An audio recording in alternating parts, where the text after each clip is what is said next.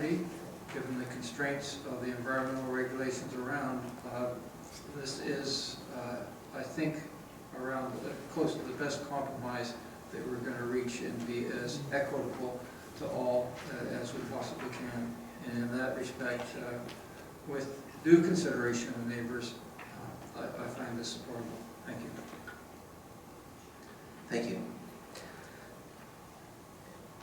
Any other comments from council? Would the seconder like to speak to it?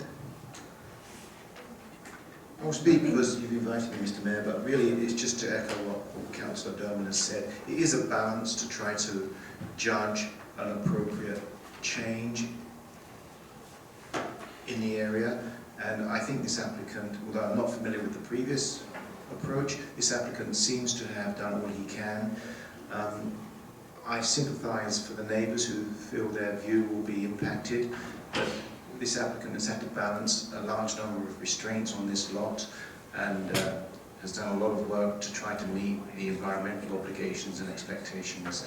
And given that, this is the result, and I do appreciate the use of the Tesla batteries, etc.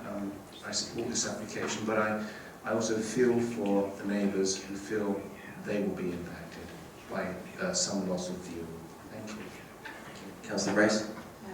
Thank you, Mr. Mayor. Similar to comments that have been made, and to some extent I think this shows that from a community's point of view, balancing an EDPA and still allowing development to occur, it will mean that very carefully, working with people who understand, such as Patrick Lucy, that nobody has to feel that their property here was impacted negatively because of the EDPA.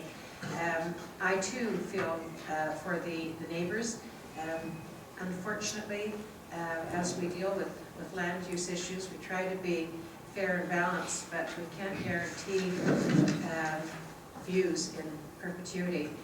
The comment was made that there would be no large trees placed on this property in sort of respect for people with properties close by.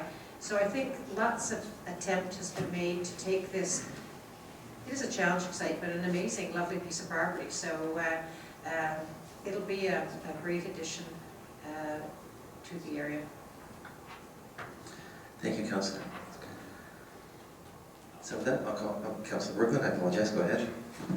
Thank you very much, Mayor. I do support what's before us, but I just make one comment, and a couple of the neighbors made the point, and I believe in view areas like this, where the heights are, or where variances are being asked for on the heights, I think possibly notification areas, distances could be increased. It's just something we might consider. At least the neighbors would have an opportunity to contact the municipality or contact their association. I think it would help. Thank you. Thank you. Any more discussion? See a few yawns out there, not looking in this particular direction. With that, I'll call the question on the recommendation. All in favor? Opposed? None opposed. That motion carries unanimously. Thank you. All right. With that, we need a motion to adjourn committee of the whole. Go back to council. Second. Moved and seconded by Councillor Platt and Councillor Dermott. Call the question. All in favor? Opposed? None opposed. That motion carries unanimously. And now we need to ratify 377 Waring Place Development Variance Implementation 00368. Moved and seconded. Thank you. I'll call the question. All in favor?